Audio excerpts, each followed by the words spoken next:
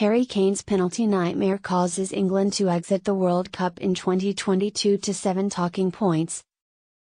The Three Lions are eliminated from the World Cup in the quarterfinals by Didier Deschamps' France team when Harry Kane misses a late penalties. The reigning champions France defeated England 2-1 in Doha, sending them home from the World Cup in heartbreaking fashion. With a skillfully executed shot from 25 yards that zipped beyond Jordan Pickford's helpless dive, Aurélien Tchouaméni broke the score in dramatic fashion. Tchouaméni's opening goal, though, was marred by controversy as England felt wronged for not receiving a foul for a tackle on Bukayo Saka during the build-up. By clicking the subscribe and like buttons and spreading the word to your closest friends, you can help this channel. Many thank. When Saka was sent sprawling in the box 7 minutes after the half, England was given a fantastic opportunity to equalize. To keep England's dreams alive, Harry Kane stepped up and confidently smacked his penalty kick past Hugo Lloris. After leveling the score, England enjoyed the majority of the opportunities and possession, but in the 78th minute, against the flow of play, Olivier Giroud scored a thunderous near-post header to give France the lead once again. Kane had a second opportunity to keep England's dreams alive, but he horribly mishit a penalty kick in the dying seconds to hand his nation another humiliating quarter-final loss. Here, Hila examines the discussion topics from the game on Sunday. 1. England loses in the fourth quarter. With Tchouaméni's goal in the 17th minute, England had trailed for the first time in Qatar. The goal scoring hasn't been a problem for Southgate's team this tournament, and they did rally to draw level with Didier Deschamps' team. Although Hugo Lloris was in brilliant form and successfully stopped both Harry Kane and Jude Bellingham throughout the course of the match, England did progress after falling behind. England seemed to be going to pay for their out-of-the-ordinary nervous start. In contrast to France, who were swaggering and aggressive on the ball in the early going, they were cowardly and slow. Although Kane's early equalizer in the second half raised spirits, his late miss proved to be too much for England to overcome. How did England do versus France, in your opinion? Please tell us here. 2. Kane's exhilarating evening.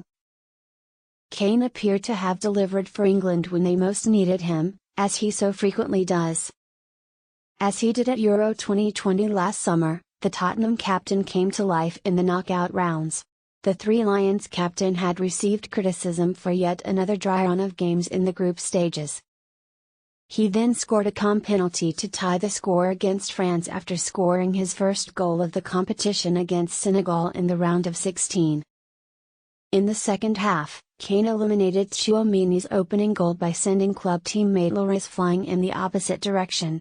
His icy penalty was his 53rd for his nation, meaning he needs just one more to surpass Wayne Rooney, who is currently England's all-time record scorer.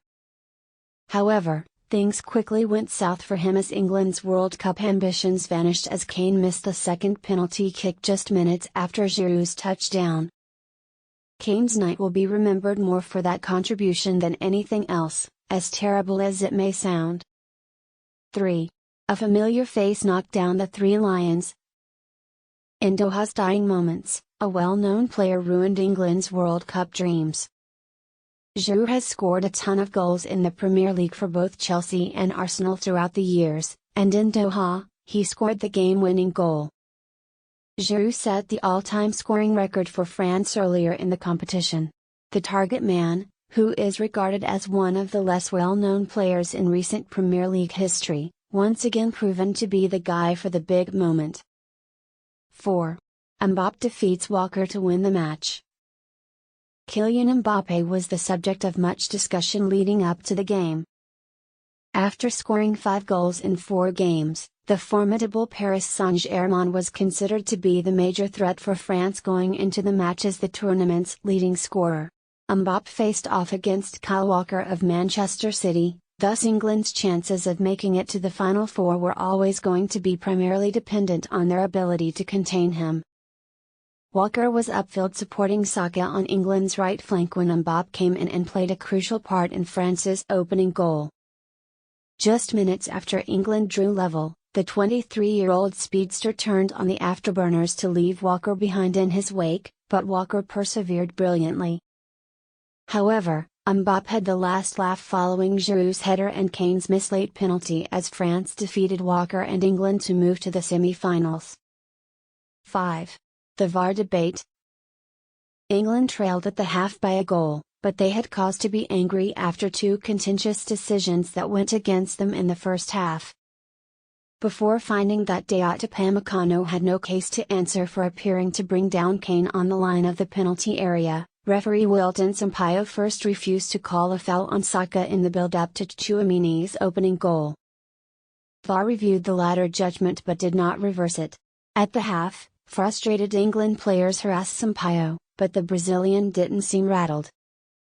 Even though England has excelled in Qatar, they weren't in great shape before the competition. In the summer, after an unimpressive 6-game losing streak, Southgate was often heckled by angry England supporters. His frequently practical style has not been well liked. 6. Southgate's courageous stance.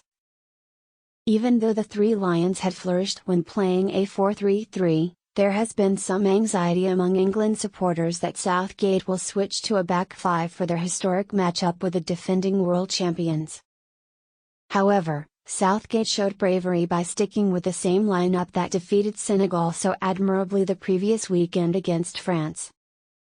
Many rumors have circulated that Southgate may decide to resign from his position with the national team after the competition. Many English players have expressed publicly their desire for him to continue through the 2024 European Championships. If this turns out to be Southgate's final defense, it was a brave move. 7. England loses the final test. Prior to the encounter on Sunday, England had drawn attention, but their convincing wins over Iran, Wales, and Senegal came with qualifications.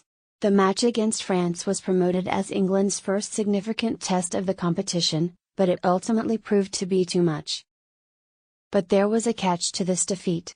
After going toe-to-toe with the defending champions for the majority of the game, England is unlucky to be the team leaving.